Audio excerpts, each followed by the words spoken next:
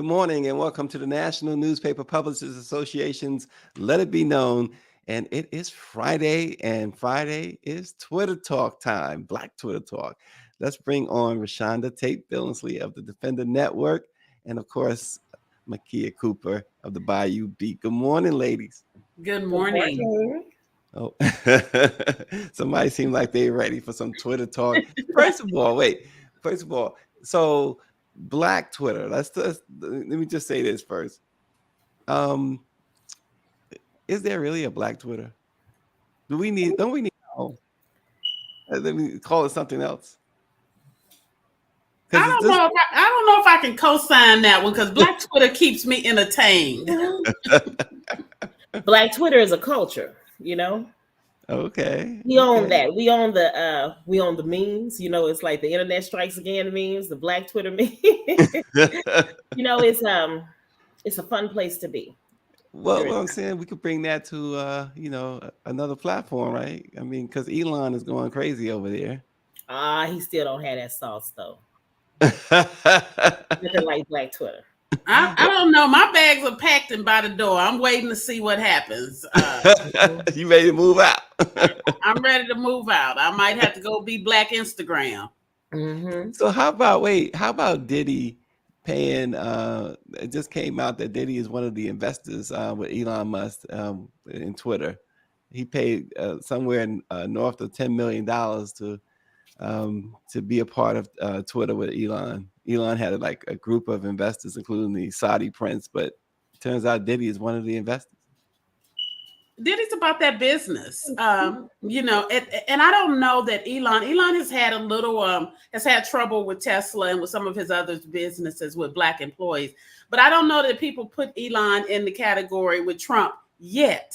And so I can see them making business investments to deal with them because, he's the world's richest man. We'll have to see how it plays out with him being on Twitter and him opening the door for the hate and all of the things that we hate about Twitter. We'll have to see how that goes. But right now, I think it's a business decision for Diddy. Mm-hmm. And the good thing is, if it is a business, well, of course, Diddy is all about business. So with it being a business decision, it also gives Black people or a Black person a seat at the table in this digital space, right? So then some of that hate speech and some other things, maybe Diddy being the person that he is, can be one of those contributors to change the narrative of what we allow, So for that, I applaud him. Well, that they said since Elon took over, the use of the N-word on Twitter rose over 50%. Yeah, but you also know the Parler people are upset. So I'm no Elon fan. I don't like Elon at all. But what's happening is he's catching it from both sides because I think the Parler people thought, okay, we're about to have free reign. And so they're upset as well. So I think we're really gonna have to just keep an eye and see how this all plays out. Now, the fact that he's retweeting conspiracy theorists gives me an indication that this might not be going in our favor. Like you said, the bags are packed and at the door. Now here's the big question before we move on. Who's paying to keep their blue check mark? I'm telling you right now, as of whenever that goes into effect, I will no longer have a blue check. I'm not paying for a blue check. I'm with Stephen King. You should be paying me. Exactly. Well, this is the question because, so then I wanted to know, so then is it everybody can pay for a blue check now? Mm-hmm. Which wipes away the meaning, right? Yeah. So then you don't need a blue check, Everybody can get a blue check. And it's anybody that's willing to pay the $8 per month. So, all these now it's $8. He started out at 20. Talking about 20. No, 20. Yeah, well, it's currently, but it's going up to 20. All of these pseudo psychiatrists on social media and these life coaches that want to tell you about your life and life coaches who are not married. I remember. I don't even want to say it because if I do, I might get in trouble. But I had a life coach. I had a woman. I'm not going to say it. She had some serious signs of maybe she needed a life coach, but she was spamming me. Oh, gosh. She wanted to be sit with me for lunch. And I kept saying, well, what is it that you want? You know, I didn't know what it was. She was trying to sell me her services. And you're gonna get that. You're gonna get a lot of that with that $20 because they're gonna have a blue check mark because they pay $20. Well, you know, therapists, many therapists have therapists. They see therapists themselves. Yeah. So Yes, they should. as they should, she said. A life coach or a business coach, and Oh, I'm God. gonna leave that alone because if I well, I'll get one of those body shaming type of things. The woman was, you know, like I'm not saying this. I'm not. He was don't like, say you know, about, you know, over the 500 plus pound mark or something. But I'm not saying that. But you know how sometimes they're on that, and it's like, is that one of those indications that you need, you know, a life coach or a health coach or a fitness coach, you know, something, because they say sometimes when we, because I'm a plus size woman, when we get to certain things like, is there something internal going on? I'm not saying that, but I was just like, this woman is unmarried. This woman is this and age. Well, she had a lot of stuff going on. And I was like, and she's coming at me about life, health, and fitness. And it just didn't quite match up. So I just said, okay, you know, I'd rather us be buddies and, you know, do things together, you know, and inspire each other. But yeah, me paying you for you to try to help me get my life together. And that's how I kind of feel about Twitter. Is this supposed to be free speech?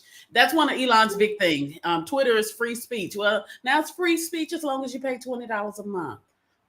Yeah, for that blue check. And I'm just not doing it. And we had yesterday we had Chuck D on. Chuck like, I'm out. Everybody's out. Everybody's out. Listen, so Rashonda, what's on your Twitter feed? We got quite a bit we're talking about. One of them is Oprah endorsing not her friend, but John Fetterman in Philadelphia. That's one of the things everybody's talking about this morning. That's the monster she created, though. She created that monster. Now she's trying to slay it. Okay, we're not gonna blame a black woman. We ain't about to do that, right? That's what we're not gonna do, is blame the black woman. You know, Dr. Oz wasn't to this extreme when she crafted him, when she helped him launch his career. Right. And so now she's saying, okay, I helped launch his career, and he's gone out of control. So if you got any sense, you're voting for John Fetterman. You know, it's so funny because we had from the Philadelphia Inquirer, we've had on a few times Janice Armstrong, and early on in this race, she said that she really, and I saw her tweet too the other day or yesterday, but she had been saying how she was counting on Oprah to come set matters straight when it comes to Dr. Oz, and yesterday she tweeted, I knew my girl Oprah was going to come through. So Oprah did come through, and she realized, look, y'all ain't blaming me for that. Right. Look, I'm sounding like Barrington calling a political figure an idiot. That's not nice. We're not going to do that. So anyway, Nakia, what's on your timeline down there? Well, you know what's going on in Houston right now. It's going on all over the world, but it originated here. You know, the tragic shooting or fatal shooting of Takeoff from the Migos. Yeah. And it just really has been one of these, it's another culture shock, right? It is, can people no longer gather? Can people no longer celebrate? Can people no longer have a civil disagreement without guns coming out? Because there's a lot of who shot John going on right now. And there's a lot of he said, she said, this person did it. This is how it started. Mm-hmm. And we probably, of course, will, you know, Houston Police Chief Troy Fenner has vowed to get to the bottom of it. And trust me, I know he will, because like they said, over 40 people were there, and somebody in the middle of a crowd, you know, opened fire. And there's cameras, there's cell phone cameras, there's business cameras. That person will be tracked down. But you have to say, was it necessary? Of course, violence is never necessary, right? But it comes to the culture of when did we stop talking? You know, when did we But And this you talk about that question because we know that answer, right? Mhm. This And- generation will take you out over stepping on a Jordan or chewing bubblegum the wrong way, it seems. you know, this didn't have to happen. yeah. It definitely did not have to happen, and now we're getting more and more, apparently more and more clarity on it, and just to show you just how trivial it is, if you listen as it's been brought out, and the chief so far what he has pieced together, if you listen to the videotape, this was not one of those arguments in the allegedly it was Quavo who was having the argument and not Takeoff. But this was an argument about who was better at basketball. Basketball. And it escalates to shots. It's as senseless as can be. One of the things we're building, I don't know what's wrong with the culture now. In fact, I just did a story this morning. They just convicted a 31-year-old Black man here who shot a kid who got into an argument with his son. The two kids, one was 8, one was 11 and 12. And they got into an argument while playing basketball. And one of the younger kids hit the older kids, and his father came back and shot everybody and ended up shooting the 8-year-old or the 11-year-old. And the crazy part is just the mindset that's going to be my first reaction is I'm going to get my gun and shoot the place up. That's why we're in this position that we're in. Unfortunately, when you look at just the whole rapper scene, there has been one rapper killed by gun violence every year since 2018. Mm-hmm.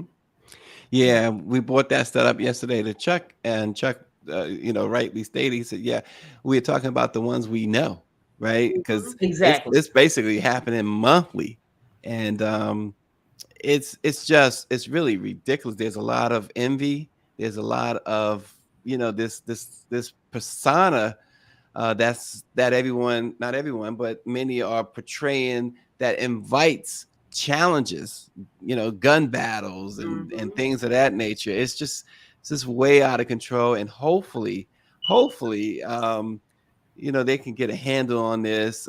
We know Greer, and I know she's been to the meetings, to a meeting with the hip hop folks, KRS-One, Chuck D, and others, all in the same gang is what they're calling it. And the older guard is trying to, put some or create an atmosphere of peace with these young guys, and they're young and they are wealthy, rich, and so it's like, what are you doing? Yeah, I think that, and it's so funny because number one, I am a huge Chuck D fan. Okay, if I would have been on this with you, yesterday, then I would have been like, because I'm a huge Chuck D fan. When I am at work in the news station, I put on when I'm writing certain stories, and like I write with music. I'm always putting on Fight the Power. And I mean, seriously, that is it. I mean, like that part, and I rewind the part every time when he says Elvis was a hero to most, but he did, this. But I also remember the times when I know the lyrics, to when we have the we're all in the same gang. Gosh, it's the other one that was just at the tip of my tongue. But self-destruction, that's it. With KRS-One and all of that, it just everything, you're headed for self-destruction. Yep. And they had this mass movement with trying to make everybody, understand that wasn't the way to go. And that's when rappers were, they didn't have it as much. These children are listening to the wrong rappers. For number one, a lot of it is mumble rap. You can't understand what they're saying. And then what you can understand is about violence. It's about glorified. It's all about the chain. It's all about this and that. So it's labels, and like they don't even have content. I'm sorry, Tupac, and I can go on and on. My children, and my son is a teenager, and he says that Tupac is not the best rapper. Like, like that, you almost want to pass out with Tupac was whack. No, he wasn't. But this is just this generation gap, that they just don't get it. and what they rap about, they're playing it out because with the lyrics or the content, right? Because I'm a huge rap fan. I think I'm going to be rapping when I'm 90 years old. With the lyrics mixed with social media, mixed with the flashing of the dollar bills, mixed with every time you come to a certain city, you have to stop by the jeweler. You have to post bling. And you have to post, where you are, what you're doing, and then you become a sitting duck. Yeah. The women come out, and this is the other thing. They are not like the crowds these days are not like when Cedric the Entertainer said on Kings of Comedy, when something breaks out, everybody just run and just go ahead and get out the way. They are standing there. Just imagine. Takeoff was shot and killed, and 2 other people, bystanders, were shot and survived. But nobody ran a different way when the argument, or nobody left the argument. They sat there to film it. When they say when something happens, everybody needs to. Back in our day, we scattered. Oh, okay, look, it's not going well. We used to say bullets have no names. Yep. They're inviting it. It's like, when do we walk away? When do we walk away? And then obviously, and I hate to say this, I take the time up, but Quavo walked away in the video that I saw. Right. In fact, he was behind the gunman. He was behind him. So in the video that's been circulating, that it appears to be authentic. He was behind the person with the gun. And I'll tell you right now, Nakia, if I ever get that type of money, I'm rolling into town with you. And if I get into argument, if the argument breaks, I'm just like, okay, Nakia, handle that. Yeah, we running. I'm the type. Bullets have no names. I'm getting out of Dodge. I do not stick around to see anything. I'm like, oh, that doesn't look right. I don't care. I will leave if there's an argument in the nail salon. I'm getting up and be like, okay, when they handle that, we get up, daughter. We got to get up out of here. I mean, like, just things like that. You have to move out of the way. Folks running toward it now with their phones. With the phones. Yeah, with the phones. Like, come on. Listen, let me tell you what's on my timeline. I got to share this because it's not funny in any way, shape, or form. But I tell you what, I am extremely entertained by it. And Sonia Douglas, and I really like Dr. Sonia Douglas. I really do. We've had her on the program. We've had her estranged husband on the program as well, Congressman Horsford in Nevada. But they keep triggering this woman. And why do you keep doing this? Congressman, you're in a race now that is neck and neck, and yet you keep poking the bear, as it were. Don't mess with Sonia. Sonia had told you a long time ago, don't mess with her. She writes in her most latest missive, this, and look, you can almost hear and feel it when you read it. She goes, I was just minding my business until Stephen and his attorney demanded I sign a non-disclosure agreement that would ban me from speaking about my 22-year marriage, his 10-year affair, and our divorce forever. It includes $10,000 fines for each remark or social post, even to a therapist, y'all, she says. Why you keep messing with her? She says, then she goes on to say, I had no intention of posting anything and kept quiet the entire campaign. To think I would even want to mention his name is ridiculous. Who looks through the trash after you've taken it out? But I don't respond well to bullying or intimidation. So here we are. And finally, she writes, and he's already blaming me should he lose his race. Refuses to take responsibility for his own actions. He had hundreds of chances to do the right thing, but he chose violence. Listen, I don't know, Rashonda, Nakia, if you know Dr. Douglas, Dr. Sonia. I don't, but I need to. I like her. I need to be going and following her right now. Yeah, we need to take her to lunch. I love it. The tea is hot and piping. Hey, that brother should have left her alone, like we said before. And you don't threaten anybody. He does not hold the cards. He's the one, as it seems, that cheated. So you gonna cheat on me? 10-year affair. Shut up about it too. And how she find out about the affair? How did she find? It was an assistant that works with him or something like that, I believe. Greer and I have been talking about this through the entire year, throughout the entire year, and it's just been, she initially surfaced with her tweets about her personal life like this when he decided to run again. And apparently they supposed to have been working on their marriage. They got kids involved, etc. They were working on their marriage, and he apparently agreed that he would not run again, and spend that time trying to fix the family. I mean, it was broken. He had allegedly a 10-year affair. He decides to run, and she went to Twitter and she out, she was fed up.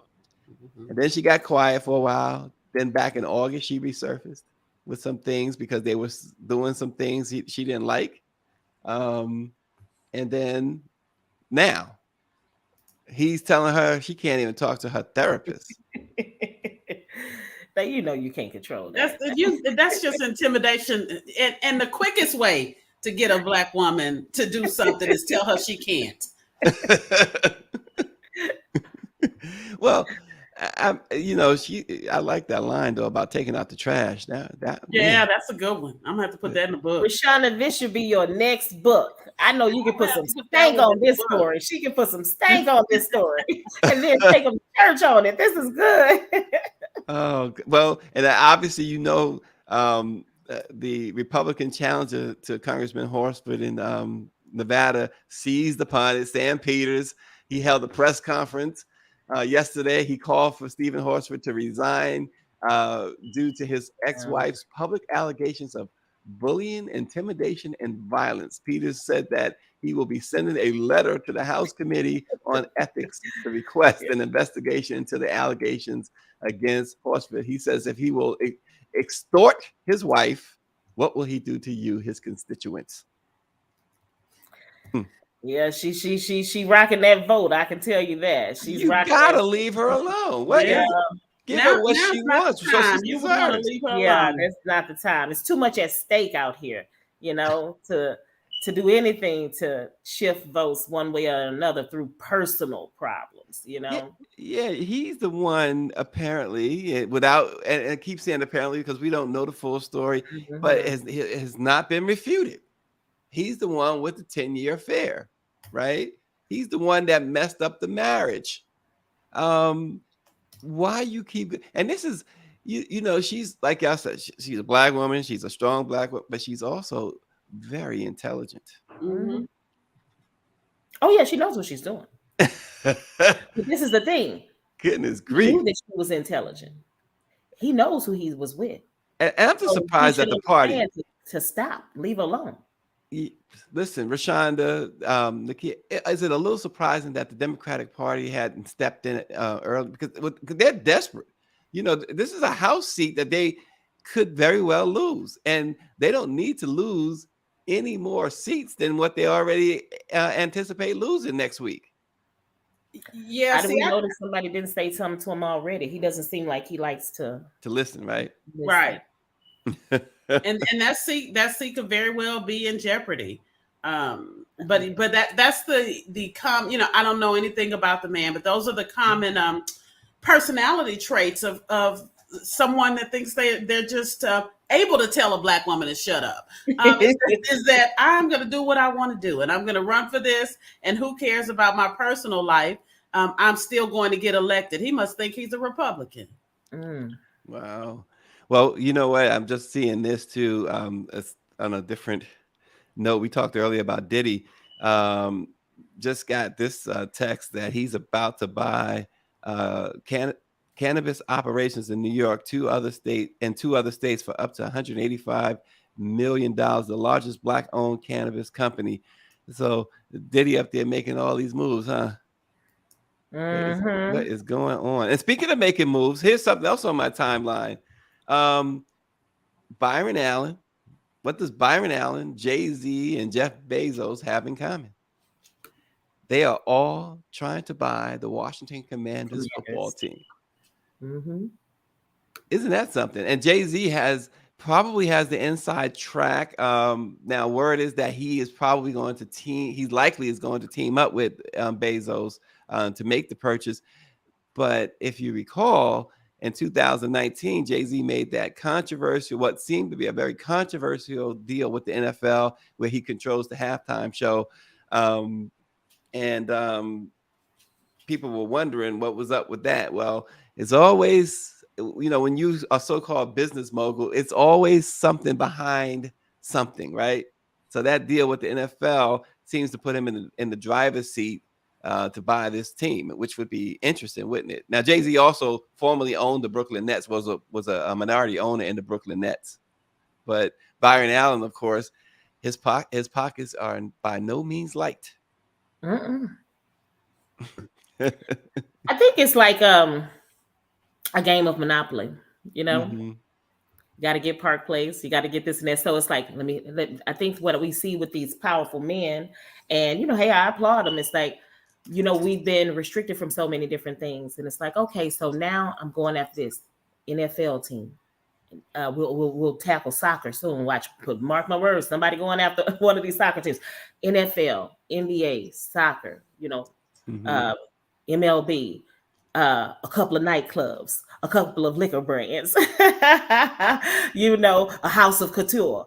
It's just putting themselves everywhere we were once upon a time shut out. Think about that. Think about how Kanye West, I hate to say this, went gaga over the fact that he could sit next to Anna Wintour. Right? Lost his soul to say, I'm at Fashion Week with Anna Wintour. Instead of being and elevating, other Black designers and helping them get to front row Fashion Week, right? Mm-hmm. It was about, I hate to say it, and this is not about Jay-Z and the rest of them, because I love what they're doing, but for some people, it's about the white man's ISIS code. Well, we have definitely seen that, and you okay? So y'all Houston folks, let me your Astros are one win away from the World Championship, but I wrote a story earlier this week. This is the first World Series where neither team since 1950, where neither team has a Black American player. Mm-hmm. What is going on with Major League Baseball? They're trying to play football and basketball. Yeah.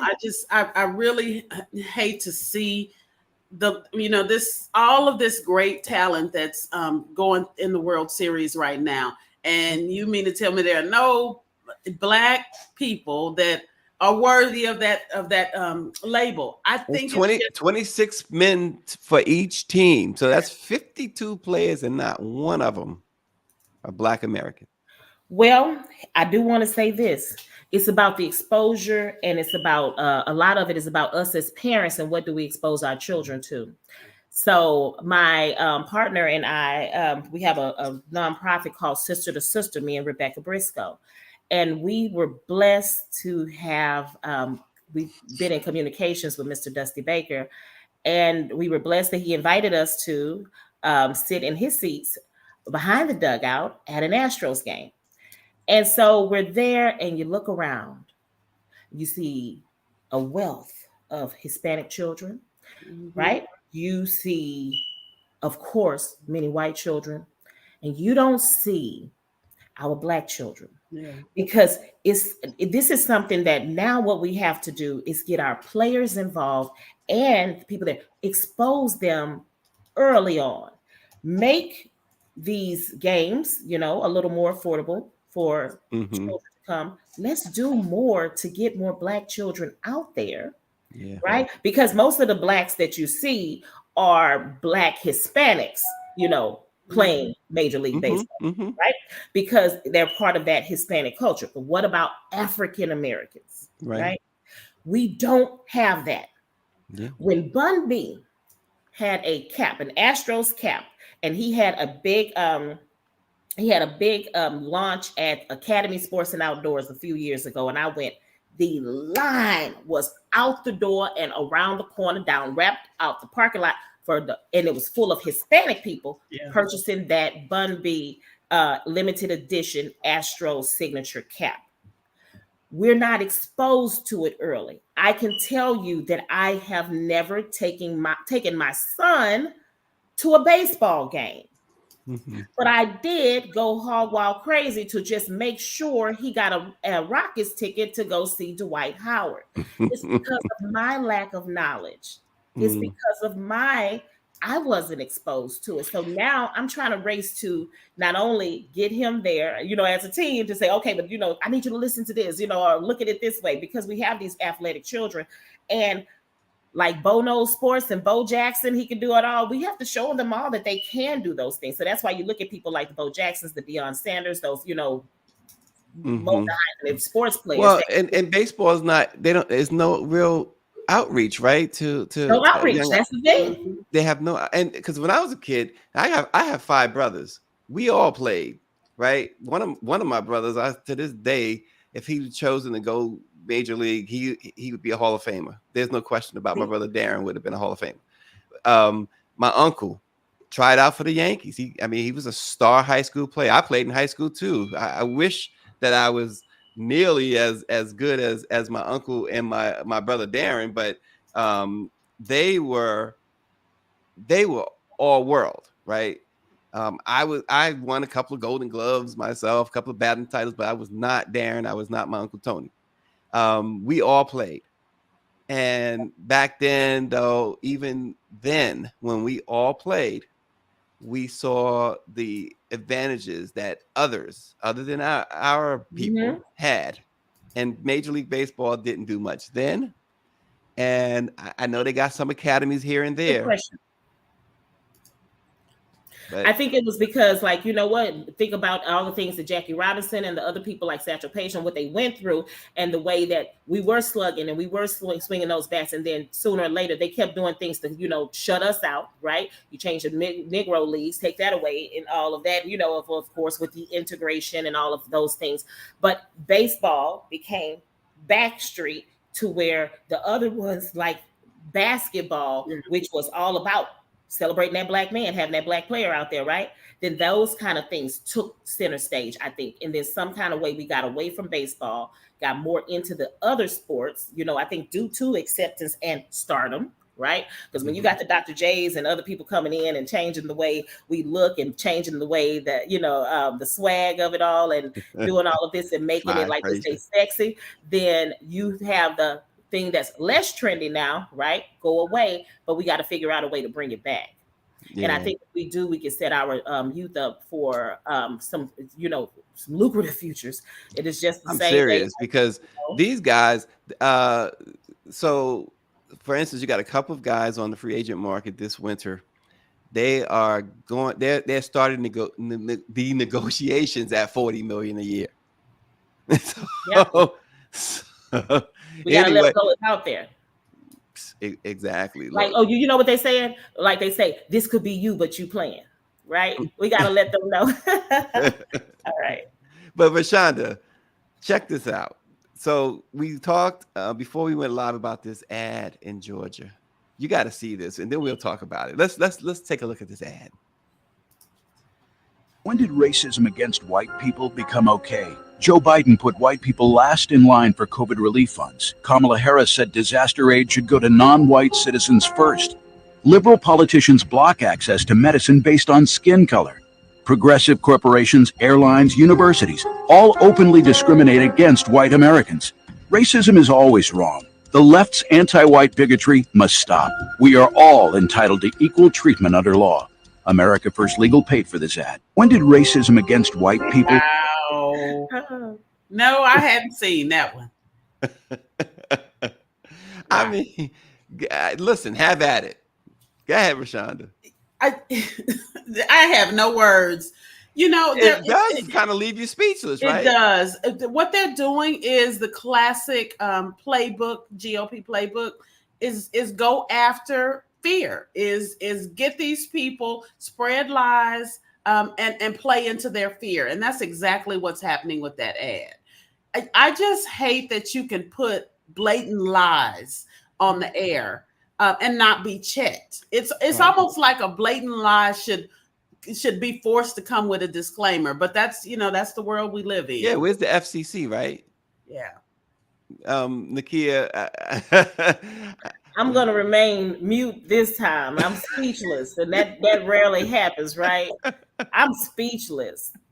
Like I said, there's so many things we could say, but keep putting out those ads, Karen. We see you.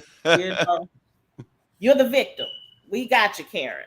What I hope happens is I hope that whoever the tweeter is that message right there. When we see this kind of BS, it just motivates us and inspires us to get to the polls. Because I'm worried about that. I'm worried about the turnout right now. Early voting in Houston, where It ends today, and the numbers are down. And the number of younger voters are way down, which generally means, the older voters are the ones that are coming out to the polls.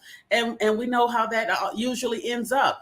We've got to get these people out. And if that can have the same effect for the white viewers in Georgia seeing it to motivate them to get out, I hope all other races will look at it and be motivated as well. Well, Isaac Hayes III was the one who tweeted that out. And, it really brings to mind, a broader picture, right? You see what's going on, and now it's they're not hiding what they're trying to do. Oh no, and then to say what they said, like you said, there's no disclaimer there. Kamala Harris says non-white citizens first. Kamala Harris never said that, right? Yeah. But more importantly, we keep seeing, this is why when Kanye went on his George Floyd rant, his unfortunate, disgusting George Floyd rant, this is why it's important that the Black press, Black journalists hold people accountable, because they're saying whatever now. They're saying whatever, and then Kanye, he loses all of the good cold ice, as you said earlier, his association with the better ice or the colder ice or whatever, right? White man's ice. And then what does he say? Adding, thinking that he's saying the right thing now, thinking that he's going to win some points now, says, now I know what it's like to have a knee in my neck. That is the worst thing that brother could have done. I don't understand why anybody in his camp does not shake him, slap him. I'm not supposed to say that. We don't want to say violence, but I'm just saying sometimes you just need a mama to smack you in the mouth, or a great auntie, grandmother, girlfriend. Somebody is with this man in intimate hours that needs to say to him, we need to stop. But of course, nobody's going to do that, because what did I say that last time? You never want to piss off your billionaire friends. Right? Nobody's accountable, and of course we should. Yeah. Is that why we don't have any billionaire friends? I know. All my friends are broke. Oh God. Yeah, my side eye is too slick for billionaire friends, I suppose. Yeah. We just gonna keep praying for them, and I think what it is though, what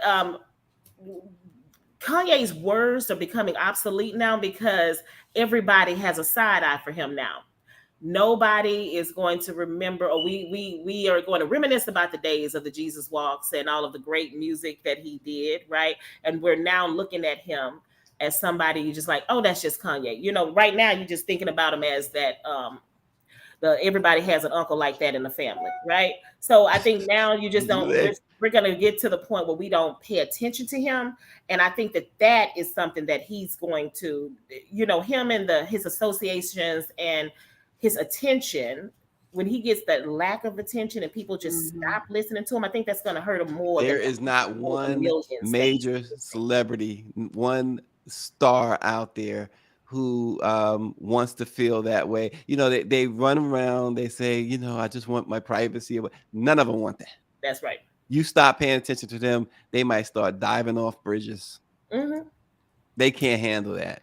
And you're right, Kanye, if you stop paying attention, Kanye will maybe it will drive. People say he needs help. If he really does need mental help or health help or whatever, maybe it'll drive him to get some.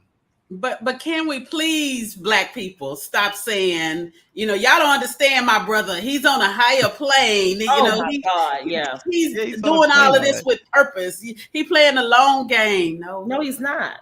He's not. He's not being strategic whatsoever. This is hustling backwards at its finest. You know, Kanye is the epitome of hustling backwards right now. First, we were applauding him, and you know, we did a side eye. We kind of thought that when he first did the thing, see, we didn't pay attention when he first did the Taylor Swift, you know, interruption. We just thought, oh, poor little white girl. He got up there and he took the microphone because right. He was Queen Beyonce, right? And Beyonce went up there, and what did she do? She held him accountable on that stage, and she corrected it and gave Taylor her moment, right?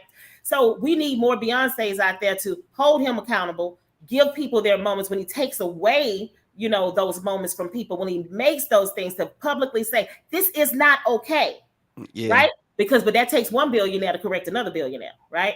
Nobody is correcting this man, you know, but now we do have it. We have Diddy saying, hey, bro, that's not right. Yeah. But the people who are not on that level are excusing, because we say more power to them, right? And I hate to say it.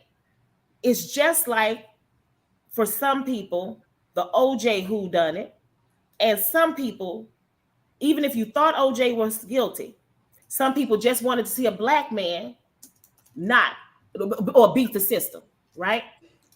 And that's what I think it is. That was certainly the case with OJ. Because he's a Black man who has broken barriers financially, right? That some of us dare to dream about. And look, here's a question. And Greer posed this question here too. I was thinking along those lines, but has Candace Owens canceled Kanye? I mean, now that she's got what she wanted out of it, you don't see any linking up between them two at all. She got that Parler deal out of it. Right? Parler deal. And dropped. But it's not signed yet, so she gonna be quiet for now. Well, that's what she's doing. That's right. Okay. See, so she not hustling backwards. because she's done quiet. Yeah, she gonna be quiet because she wants that deal to go through. You know, it's just a shame to allow whether he has the capacity now. You know, he's had, like some say, look, he had the capacity to sign these billion-dollar deals and et cetera, et cetera. But whether he has the capacity or not, you know, folks are going to look to take advantage of you. And come on, Candace Owens is the epitome of opportunists. Yeah, disgusting. and she is, you know, there's no shame in her game whatsoever. What's happening? I'm gonna ask y'all because ice, right, she's also sipping from the white man's ice, right? Doesn't she have one by her side? But what? So Rashonda and Nakia, this Black woman who, I mean, what happened to her? That I mean, bottom line, when you see stuff like that, like a Candace Owens, and I mentioned her because this same can go to Ben Carson, same can go to that Justice Thomas. But I'm speaking to you women, Black women, to talk about this Black woman. You know, we saw with Omarosa what happened, right? And so soon as things went a little left, boy, they got rid of her, and she was not allowed back in, and she's still not allowed back at the barbecue, pretty much. rightfully so. You know what happened is when Candace Owens was a Democrat, did you know who she was? Right. And so you when you have opportunists, they see opportunities. And the same thing for Silk and Polyester. They were Democrats. Okay. You didn't know who they were. Wait. Silk and cubic zirconia. Polyester and silk cubic zirconia. You know, you didn't know who they were when they were Democrats because they fit in with everybody else. I have a friend who is a staunch Trumper, well, an ex-friend who is a staunch Trumper She underscored that X. speaks crazy about Black people. And it didn't start happening until he couldn't get speaking engagements. And then I believe he looked at what will make me relevant. And being a vocal Black Republican who jumps on the MAGA bandwagon will make me relevant. And it did. Now he's making a whole lot of money going around speaking. And so I think that's what happened with Candace. I think that's what happened with all of them. But isn't it a little bit of an eye opener when you're talking about Kanye and you think about how they took all that money from him and like that he really wasn't in control. He's, I'm a billionaire. And then next thing you know, Forbes said, well, Adidas left you, Balenciaga left you, this one. Now not that it's a little bit of money, but now you're only worth about $400 million. Mm-hmm. But it's an interesting thing, right? Because they can snatch it, can't they? They can. Yeah. You can't bite this. So that's the thing a lot of people think. I think Kanye thought, I make them too much money. They're not going to let me go. I can say what I want when I want. Indeed. And they're not going to let me go.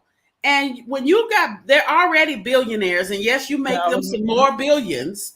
But at the end of the day, they're still, they're sitting in their boardroom going, so this little Black dude think we can't get rid of him. We're going to show him. He called Adidas out too. And as soon as he did, he said Adidas cannot go on without him. And Adidas just snatched their deal from him. I was looking. You know what this reminds me of? On Boomerang, when Strange, right? She's Grace Jones. Oh, I just love it. I love that. I love that character. Remember, Strange was untouchable, right? And she made that cologne Steel Vagina. Okay, and she did all of her antics, and they eventually had to spank her butt. And it was the Robin Givens character, the Black woman, that said, "Oh no, you will be on that plane. You will do this, or I will wrap you up in litigation." It took another strong one to say, we're gonna cut this out. I think what they just did, they strong jaded them. They said, you think that you are untouchable, right? You think that you can do this and take off your underwear and rub them up under somebody's nose like they did on that show, on the classic scene. But here is the deal, and I hate to put it like that because I have to make it comical to make it make sense. You are doing the most out here, and you have to get spanked. They don't care because they were at billionaire status before you hopped on that, before you crossed over. And one thing you must know, people love, you forget, I hate to say it. It's like what Ice Cube says. Here's what they think about you. The way they brought you, people love to take a Black man down, right? They love it. You gave them exactly what it is. Because, trust me, the way he talks, and he's very reckless, sometimes people are just waiting on you. They're tired of you already, and they are waiting on you to make that move for them to cancel you out of there and then show you what they thought about you all along, right? Mm-hmm. It's no longer sexy. And it's just like, you know what, we can do without you. And sometimes people do that to put people in a place. I make jokes, but I am hurt, by the things that he says, right? It's not going to affect my family because guess what? I have the control to talk to my children about those different things. And I talk to them a lot because I am a journalist and we are the truth seekers. And then we are going to sit here and go way over our times and do this and that. And but before I let my child out the car, it's like, hey, let's have a discussion about this. But she's like, Mama, please, I just want to go to school. But a lot of people don't do that. And so we let them get away with so many things. And so people like Kanye, who is spreading the rhetoric that he spreads, and it makes absolutely no sense. It just keeps us on those teachable moments, lets us know why Black history is so relevant in school. It's just like everything is just, it's just too much, right? Mm-hmm. And then, but it makes you think, and it makes you have these conversations because we have to have these conversations in Black America. Yeah. We have to be able to stop the future January 6th, from happening. and you have to know who's on your side. And one thing Clarence Thomas showed us, Mr. I don't believe in, I don't know what diversity looks like, and affirmative action needs to go away. I'm wondering if he realizes his position when he made it was part of it. It's all too interesting. But his last question: can Black journalists be critical of themselves, of ourselves?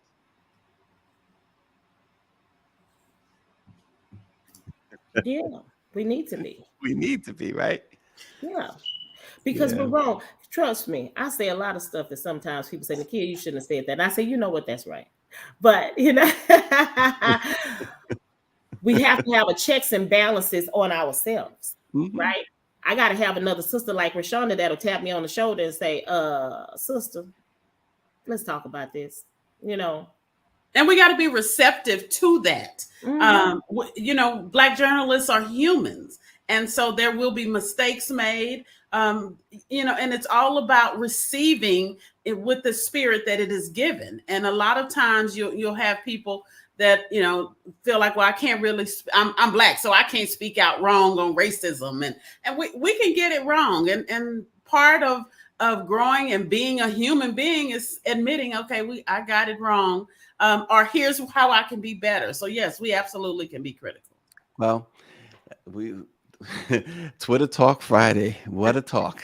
We thank Nakia Cooper, the Bayou Beat, and of course, Rashonda Tate Billingsley, the Defender Network. It's always a privilege to have y'all on. This is always a great conversation, and we thank you so much. And we thank you all for joining the Black Presses Let It Be Known. Have a great and safe weekend. We'll see you next week. Thank you.